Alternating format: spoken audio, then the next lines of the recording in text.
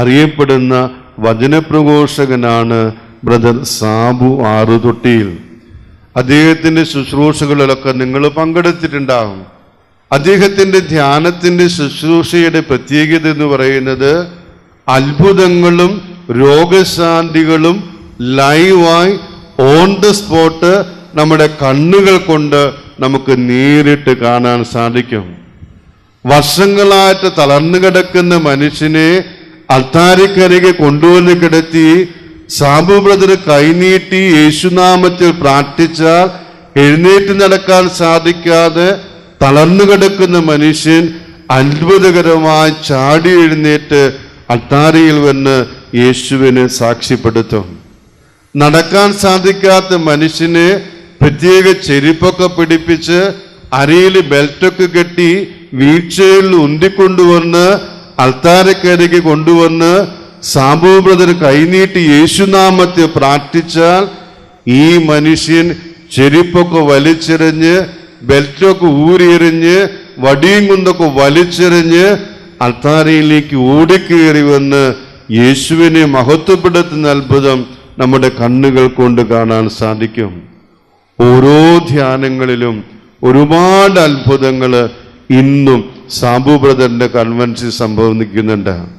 ഓരോ കൺവെൻഷനും കഴിയുമ്പോൾ lorry വിളിച്ചിട്ടാണ് wheel chair, belt, ചെരുപ്പ്, വടി സാധനങ്ങളൊക്കെ അവിടെ നിന്ന് കൊണ്ടുപോകാറ്.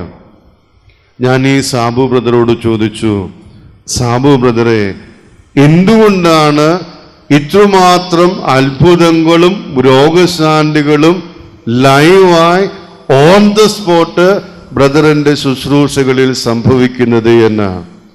സാബു ബ്രദർ അതിനെന്നോട് പറഞ്ഞ മറുപടി ഇങ്ങനെയാ: അച്ഛാ, എൻ്റെ ധ്യാനത്തിലും എൻ്റെ ശുശ്രൂഷയിലും ഇത്രമാത്രം അത്ഭുതങ്ങളും രോഗശാന്തികളും ലൈവായി ഓൺ ദ സ്പോട്ട് സംഭവിക്കുന്നതിന് ഒരൊറ്റ കാരണമാണ് എനിക്ക് അച്ഛനോട് പറയാനുള്ളത്. സാബു ബ്രദർ എന്നോട് പറഞ്ഞു വെച്ചിങ്ങനെയാ: അച്ഛാ, എൻ്റെ ജീവിതത്തിൽ വിവാഹത്തിന് മുൻപും എൻ്റെ ജീവിതത്തിൽ വിവാഹത്തിന് ശേഷവും വിശുദ്ധിയെ ഒരിക്കൽ പോലും ഞാൻ കളങ്കപ്പെടുത്തിയിട്ടില്ല. എൻ്റെ ജീവിതത്തിൽ വിവാഹത്തിന് മുൻപും എൻ്റെ ജീവിതത്തിൽ വിവാഹത്തിന് ശേഷവും വിശുദ്ധിയെ ഒരിക്കൽ പോലും ഞാൻ കളങ്കപ്പെടുത്തിയിട്ടില്ല.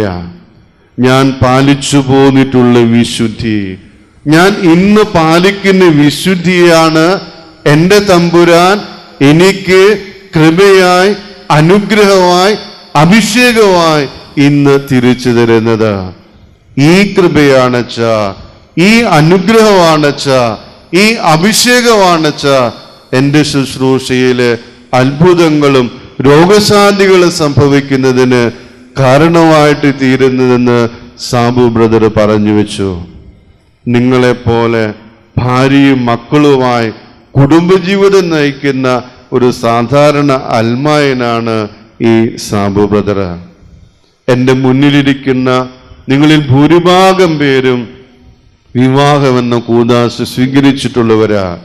ഞാൻ നിങ്ങളോട് ചോദിക്കുക, കർത്താവിൻ്റെ ഈ അൾത്താരക്കരികിലിരുന്ന് നെഞ്ചത്ത് കരങ്ങൾ ചേർത്ത് വെച്ച് നിങ്ങളിൽ എത്ര പേർക്ക് ആത്മാർത്ഥമായിട്ട് പറയാൻ സാധിക്കും, അച്ഛാ, എൻ്റെ ജീവിതത്തിൽ വിവാഹത്തിന് മുൻപും എൻ്റെ ജീവിതത്തിൽ വിവാഹത്തിന് ശേഷവും വിശുദ്ധിയെ ഒരിക്കൽ പോലും കളങ്കപ്പെടുത്തിയിട്ടില്ലെന്ന് നിങ്ങളിൽ എത്ര പേർക്ക് പറയാൻ സാധിക്കും? ഞാൻ പറഞ്ഞു വന്നത്, നിങ്ങൾ പാലിച്ചു പോന്നിട്ടുള്ള വിശുദ്ധി, നിങ്ങൾ ഇന്ന് പാലിക്കുന്ന വിശുദ്ധിയാണ് നിങ്ങളുടെ മക്കൾക്ക് വരും തലമുറയ്ക്ക് കൃപയായി, അനുഗ്രഹമായി, അഭിഷേകമായി തമ്പുരാൻ തിരിച്ചു തരുന്നത് എന്ന് മാതാപിതാക്കളെ, ദമ്പതികളെ നിങ്ങൾ തിരിച്ചറിയണം. ഇന്ന് ഔസേപ്പിതാവിൻ്റെ മാധ്യസ്ഥ്യം തേടി കുടുംബങ്ങൾക്ക് വേണ്ടി പ്രാർത്ഥിക്കുമ്പോൾ ഈ 3 കുഞ്ഞു കാര്യങ്ങൾ: ഒന്ന്, വിശുദ്ധ ഔസേപ്പിതാവിനെ പോലെ നല്ല അപ്പനാവുക, അമ്മയാവുക, നല്ല കുടുംബനാഥനാവുക, കുടുംബനാഥിയാവുക, നല്ല ഭർത്താവാവുക, നല്ല ഭാര്യയാവുക. 2, വിശുദ്ധ ഔസേ പിതാവ് നിർമ്മലനായിരുന്നതുപോലെ കുടുംബജീവിതത്തിൻ്റെ വിശുദ്ധി, വിശ്വസ്തത കാത്തുപാലിച്ച് വിശുദ്ധിയുടെ ഒരു ജീവിതം നമ്മൾ നയിക്കുക.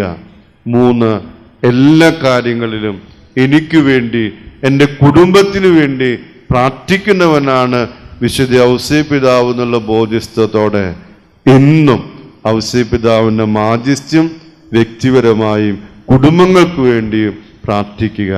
നല്ല തമ്പുരാൻ വിശുദ്ധ ഔസേ പിതാവിൻ്റെ മധ്യസ്ഥതയിൽ നമ്മുടെ കുടുംബങ്ങളെ സമൃദ്ധമായിട്ട് അനുഗ്രഹിക്കട്ടെ. ആമേൻ.